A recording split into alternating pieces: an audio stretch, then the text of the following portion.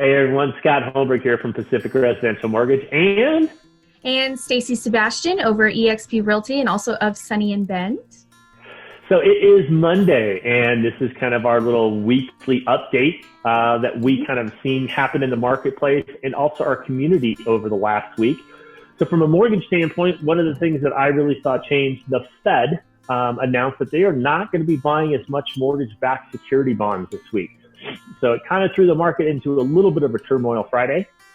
So we'll kind of see and monitor what happens this week with them buying less mortgage-backed securities, see what that does to our pricing and the market as far as rates are concerned. One thing that I do see, though, is the Fed is heavily invested to make sure that we are safe and secure. So they're not going to really let the market go really sideways real quickly. If that does happen, I would expect to see them jump right back in and buy some more of those securities to make sure that the real estate industry, and from my perspective and your perspective, would be mortgage rates are held in a flat range type, and we're not going to be too volatile. So that's kind of one of the big announcements that I saw in the lending industry. What did you see, Stacy, in the real estate industry? Well, I was just going to go over stats for this last week again, because I know that that's still a hot topic, like what's happening in the local Bend market. So I'm going to go ahead and share my screen and then get right into over here. And so the first thing I wanted to talk about was active residential. So this is from on the 13th, last Monday, all the way until today. And so we have 54 listings here that went on the market this last week. And then over here, this is last year. So we had 89 new listings last year at this time. So we're seeing a little bit of a pullback on listings. I'm going to hide my floating screen. Okay, here. So the next one that we have is back on the market. So we have 16 here this last week. And then on this one last year, we had 9 back on the market. So that's not a big indicator of what's happening, but those are properties that went on and off the market. And then also for the next one, we have price reductions. So right now, this week, we have 34 price reductions. And then this one was a little interesting that popped up. I couldn't even pull these up because last time this year, there were absolutely 0 price reductions. So we usually are entering into spring and the market's picking up. So you don't usually see a lot of price reductions then. So that's interesting. And then we move on to pendings.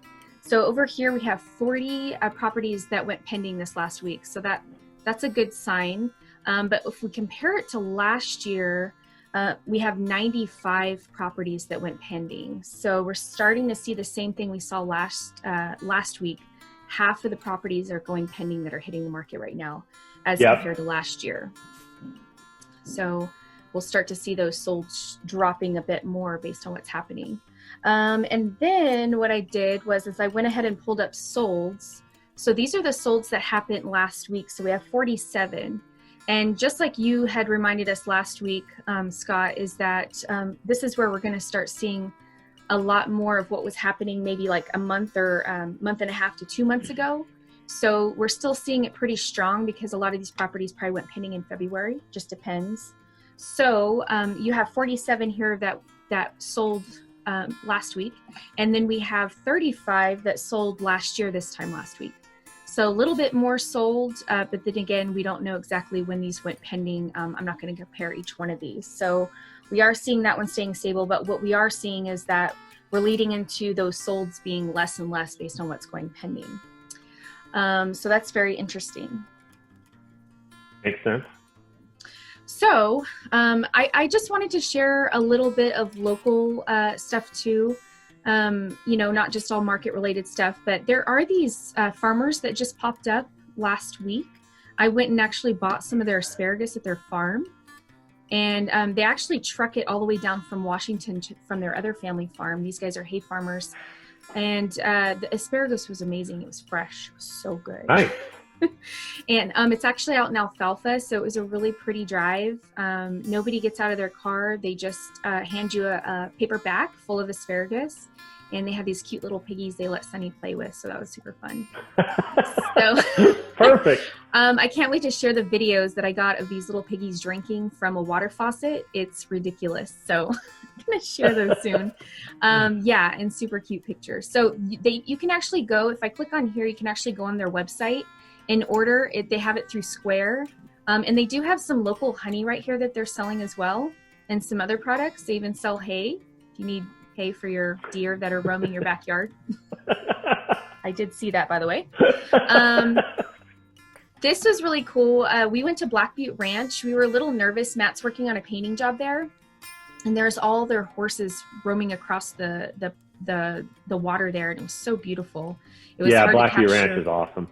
Yeah, it was so hard to capture a good picture. We brought our bikes just in case we could ride. If it was too busy, we weren't going to. So it was very interesting to get up there on a Sunday, and there was hardly anybody there. So it was pretty desolate. And I'm not sure if they're taking reservations or not. I'm sure you can go on their website and check it out. Some people have asked me that. Yeah, I don't know. Yeah. I know Sun River, I heard Sun River wasn't. So yeah, I'd be interested to see if Black Butte's got something available. Yeah, it was pretty low key, so I'm kind of thinking they're not, but who knows? Yeah, probably. But yeah. I mean, I think the cool thing is you got outside, got some fresh air, stayed healthy from that standpoint. But also, one of the things that I noticed, so we actually ordered a little takeout. We got a little bit of a surprise on Friday night. Maddie was actually gone, so we actually ordered some takeout from Chi, and it was kind of cool. They gave us a little Chi bag. So a reusable grocery bag that we'll use in the future. But so that was kind of neat. And then we were out Saturday. I had to get some things for the house. So we actually went to Lowe's and noticed that the line to check out is way dramatically changed. So they've made an adjustment there. They've got the X's marked out and 6 feet between people if you're waiting in line. And they also had someone monitoring it. So when someone wasn't paying attention, that person quickly said, "Hey, can you step back?" So that was it was cool to see because they're obviously taking it serious and really trying to make sure that everything stayed like that.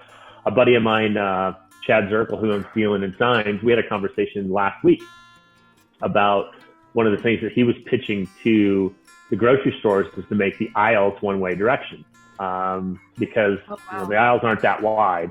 And if people are going both directions, you're obviously going to be passing and you're not going to be 6 feet apart. And lo and behold, had to get some groceries Saturday. And sure enough, the Albertsons on the south end of town is now, there's an entrance on one side, an exit on the other. And all the aisles have the arrows that say one direction only, one way only. So you can only go one direction up or down the aisles.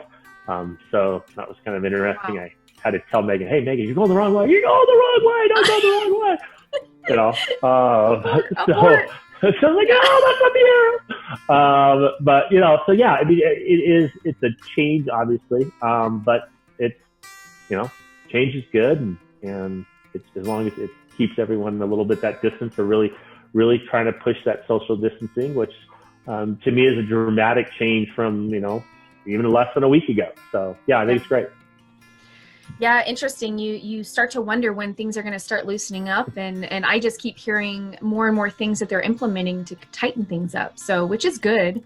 It's just it's our new way, I guess.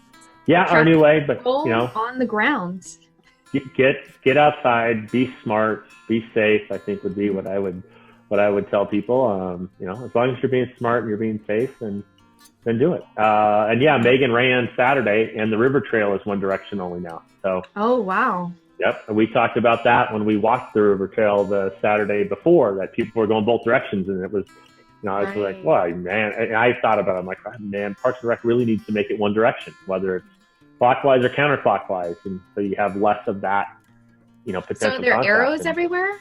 Yeah, there's signs. Megan said there's signs everywhere where, nope, you're going the wrong way. It's this direction only. So you know what? That's a lot better than them shutting it down, because they've been shutting down so many trails.